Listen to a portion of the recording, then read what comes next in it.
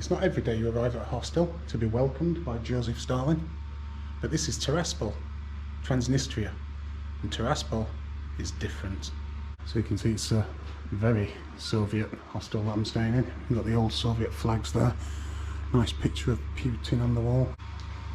Nice big picture of Lenin there. Transnistria is a breakaway country between Moldova and the Ukraine border.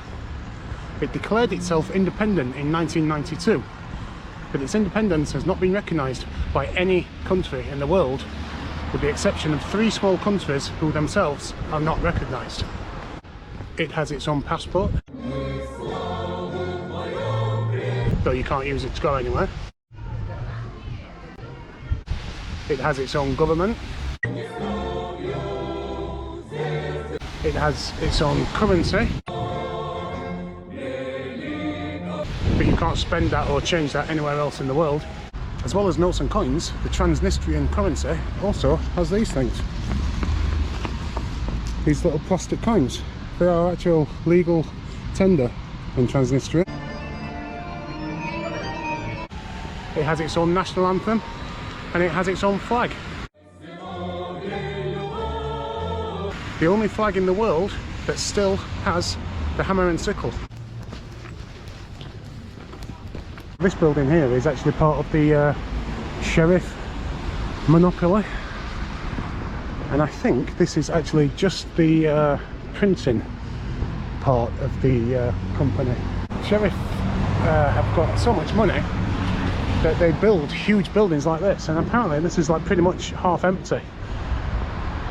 There's another one further down which is the same. It looks like a huge 5-star hotel, and it's practically empty.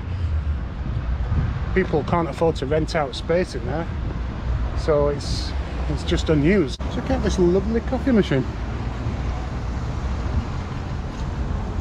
As the Soviet Union started to collapse, Moldova wanted stronger links with Romania and Europe. Moldova tried to ban the Russian language, and this was the final straw for the people of Transnistria. Many ethnic Russians had moved here during the time of the Soviet Union. Transnistria decided to become a breakaway state, and this led to a short but very bloody civil war. I can't really find any information about this tank. My data doesn't work, so I can't look anything up on the internet. But just walking down this main street in the city, and there's lots of memorials in the parks and as you're walking down, and they all seem to be military based. I'm not sure whether this is a tank that was used in the conflict with Moldova. There doesn't seem to be any information about it. Over here we have the Eternal Flame memorial to people that died, and looking at the dates, this does seem to be in the conflict with Moldova, 1992, all the deaths on this one. In fact, all of these graves in 1992, so these will be the people who fought in the battle for independence. It was a short but vicious conflict that killed about 1,000 people. A lot of the fighting took place in the area of Bendere, which I'm hoping to get a tram to head up there very soon, or one of these trolley buses. I'm not sure if that's the one I want.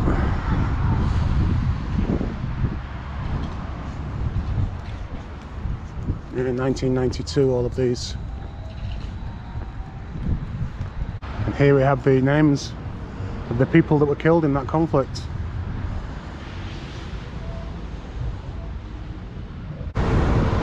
After the end of the Soviet Union, the former Soviet states, who were now independent, began the process of decommunization. So anything Soviet was pulled down. Statues of Lenin, Stalin. Not in Transnistria. This is one of at least 2 huge statues of Lenin.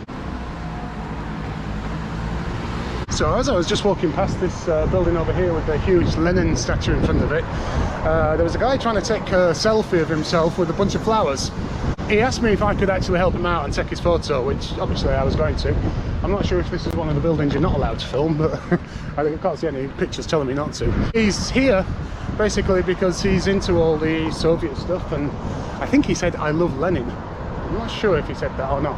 Last night we were in the hookah bar and I came outside and I held the door open for someone, and they were really like friendly, and one of them said, "Oh, it's our new American friends," and I explained that I'm English, and they were just absolutely gobsmacked that an English person would come here. They were from here. He was 18 years old, lived here all his life, describes it in his words as an absolute shithole, and just hates it. And see, but he can't do anything about it. He can't go anywhere. He's not got the money to travel anywhere else. The Transnistrian passport is useless. You can't go anywhere on it. So a lot of people who live here have dual passports, either Russian passports or Moldovan passports or Romanian passports. It's something that everyone who lives here is desperate to get, because that's the only way they can ever leave.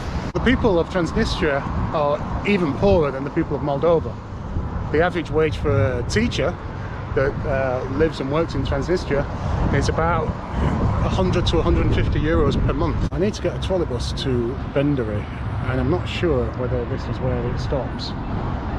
A guy at the hostel did say you need to go to this monument, but he didn't say whether the trolley stop was in front of it or behind it. There are people waiting, so I'm just going to stand here for a few minutes and see what happens. The van just turned up and I asked him if he went to Benderi, and he didn't, and he said that that's the wrong place. So I'm going to go to the other side of the market and see if I can find a trolleybus there. I've got no Wi-Fi as well. Wi-Fi doesn't work, so if I can't find it at the other side of this market, I'm just going to start asking people. I found another kind of bus stop right outside the main entrance to the market, which you would have thought is a good place to have a bus stop.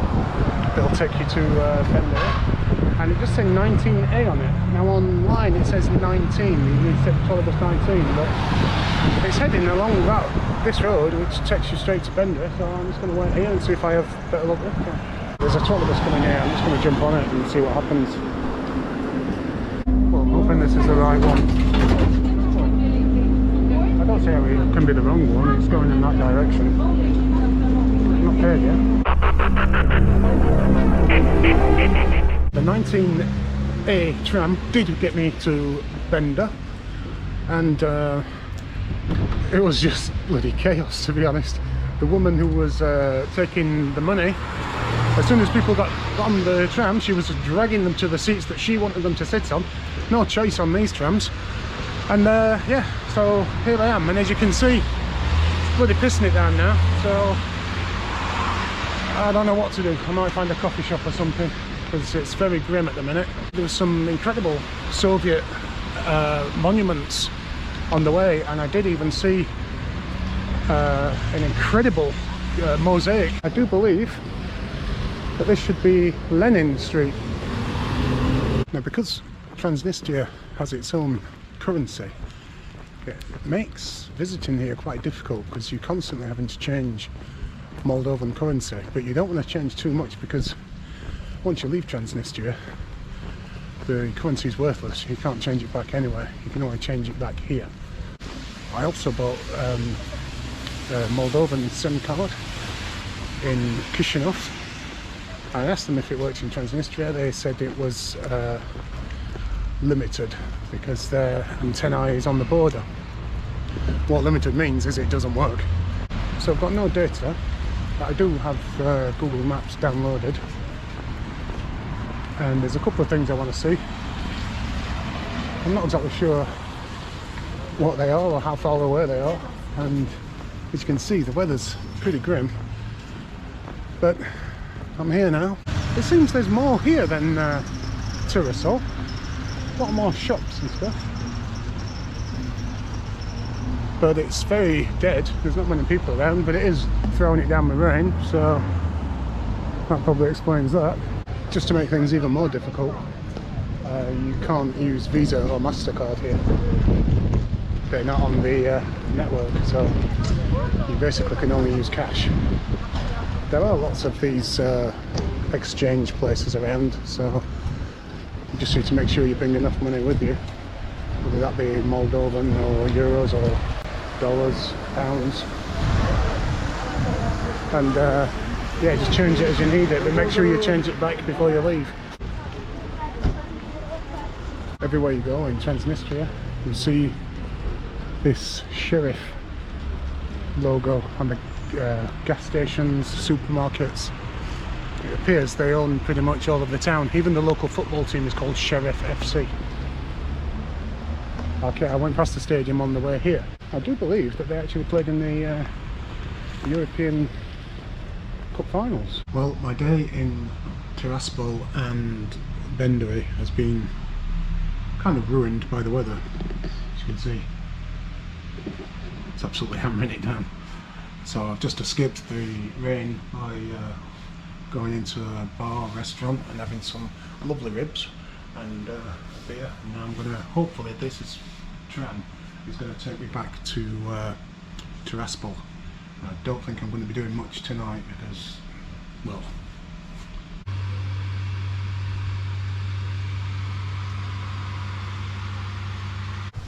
and that's it for my time in Transnistria, which has been a unique experience.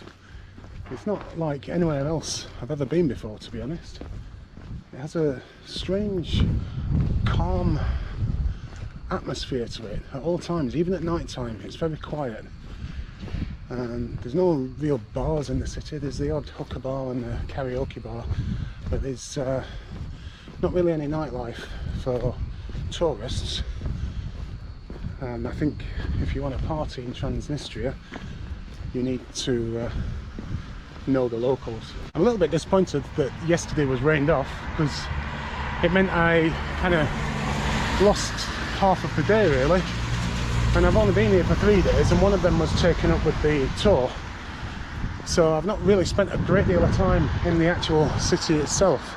Now, as a tourist, unless you know someone here who can show you the hidden treasures, there's not a great deal to see anyway, so I'm not too disappointed.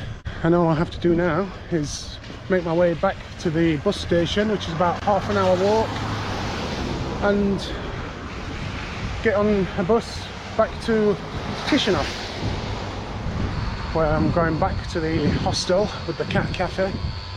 I'm going to spend 3 days there and then try and work out how the hell I get to Romania. Goodbye Tiraspol. Goodbye Transnistria. Yes.